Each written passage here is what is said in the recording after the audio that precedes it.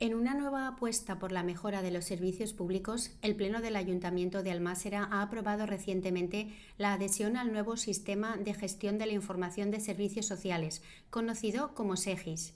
Este acuerdo, suscrito entre la Comunidad Valenciana y el Ministerio de Derechos Sociales, permitirá a Almásera unirse a una iniciativa que agiliza y moderniza la tramitación de los expedientes en los servicios sociales de atención primaria. Con esta medida, los profesionales de los servicios sociales tendrán a su disposición una herramienta más moderna y eficaz para gestionar los expedientes de los usuarios. Además del SEGIS, se ha lanzado el Sistema de Información Estatal de los Servicios Sociales, que centraliza y explota los datos de los distintos sistemas de información, facilitando el análisis estadístico y la mejora continua del servicio. Con la implantación de este sistema, los ciudadanos de Almásera podrán beneficiarse de una gestión más rápida y eficiente, lo que repercute positivamente en su calidad de vida.